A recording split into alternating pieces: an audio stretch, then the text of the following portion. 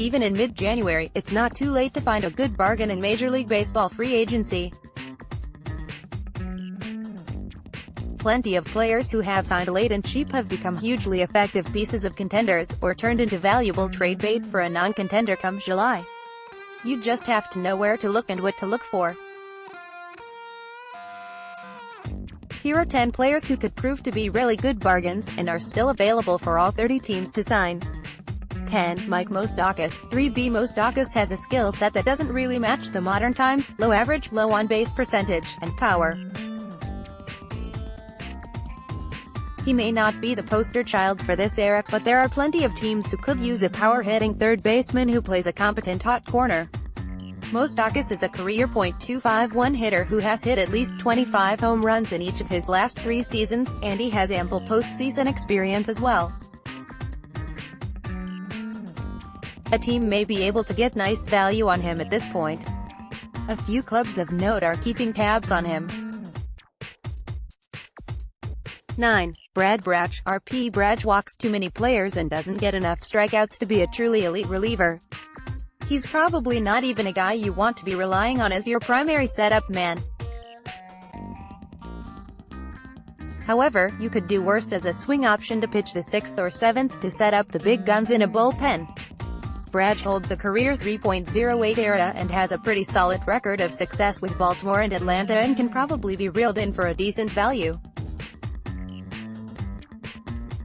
8. Jose Iglesias. Iglesias isn't much of a hitter, and a good season by his standards involves an OBP over .300. However, he's an excellent defender at the shortstop position who would slot in well with a team looking to fortify its infield that can provide offense from elsewhere. Iglesias is known for his incredibly flashy plays as well. There's a case to be made that he's not worthy of a full-time role, but you can't do much better for infield defense, and probably at a reasonable value. 7. Martin Maldonado. See, like Iglesias, Maldonado isn't known for his bat. However, he's one of the best defensive catchers around.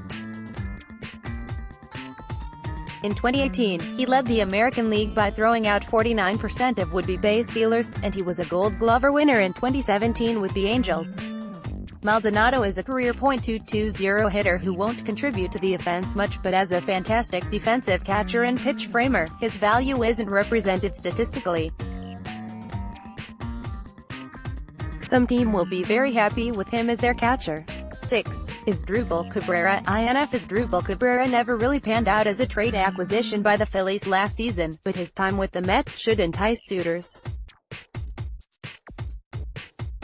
In 3 seasons with the Mets, Cabrera batted .279 with an .803 ops. Will he produce as well on another club? That is a question teams will be asking. One of the strong selling points about Cabrera is that he can play second, short or third, offering teams excellent versatility and value for a guy who made $8.5 million last season. 5. Josh Harrison. If Harrison is a 2-time All-Star, including as recently as 2017 as the talented utility man for the Pittsburgh Pirates, his offensive numbers took a nosedive in 2018, but it remains to be seen if that's the new norm or a blip that will see the career .277 hitter return to his norms. It's probably worth taking a chance and hoping it's the latter, as he's a versatile player who was key to a lot of Pittsburgh's success in recent years. 4. Gio Gonzalez. SP Gonzalez always seems to pop up and show that he still has something left in the tank right when it looks like he might be starting to slide toward the tail end of his career. Last season he seemed revitalized by a late-season trade to Milwaukee, where he posted a 2.13 ERA in winning 3 of his 5 starts. Gonzalez can likely be nabbed on a short-term deal, and a contender or a team looking for innings could do far worse than putting him in the middle of their rotation. 3. Justin Wilson. RP left-handed relievers who are striking out 11 batters per 9 are enough to intrigue every team, and Wilson is no different.